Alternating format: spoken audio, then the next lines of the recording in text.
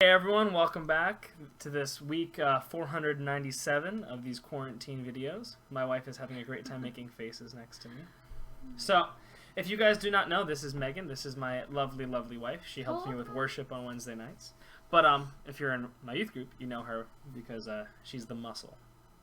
So, we figured we'd do something a little differently today and actually answer some of the questions that you guys have sent us and some of the questions that we've thought of ourselves. Just so you guys can hear from us. We do this at youth group all the time where we just sit down and answer questions. So it's kind of like that. So. But we haven't gotten to. We miss you guys a lot. That. What she said. Funny, I worked all the time. And when I worked at my previous job, just because the hours are weird and our schedules are always different. And I was always like, dang, I really wish I had more time with you.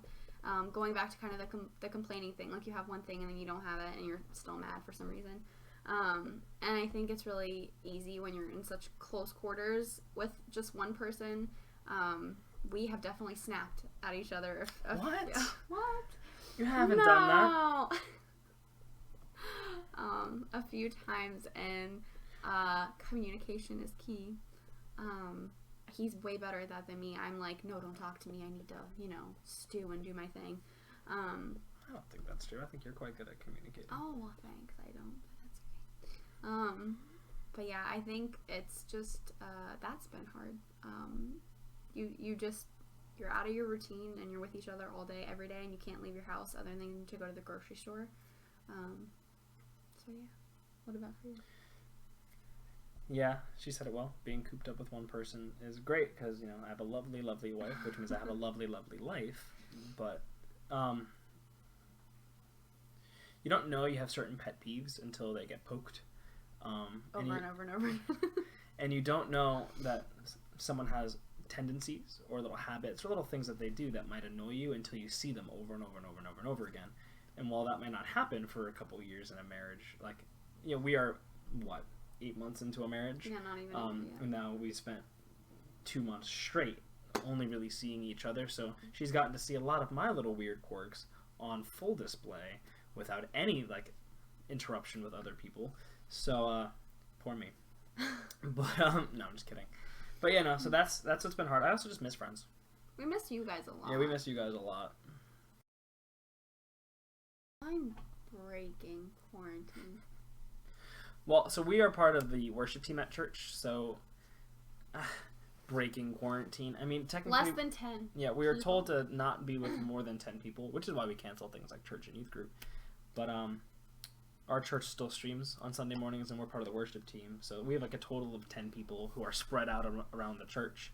So we're still social distancing. We gotta prove all that. Yeah, so that's kind of a way we break quarantine. Also, we occasionally go and we get takeout. You gotta support local business, So, please don't report us. We get pho a lot from Papa Sans. If you like Vietnamese food, Papa Sans, really good. And if you want to pay us for that advertisement, Papa Sans, we will accept it. Pho. We love your soup. My dad sent us a really big box of beef. Omaha steaks. For some reason, I guess he thought we were starving or something, so we get a call a week ago, and he's like, oh, you should have steaks at your door. And I'm like, what? First thing that I would like to do after this quarantine is kind of get rid of some of it so that we can have room for things. So we'll have a big cookout maybe. I'm excited to have youth group be able to go again. But I don't know if we'd be able to do that as soon as the stay-at-home order is lifted because they'll probably start weaning us back in slowly, bigger and bigger groups.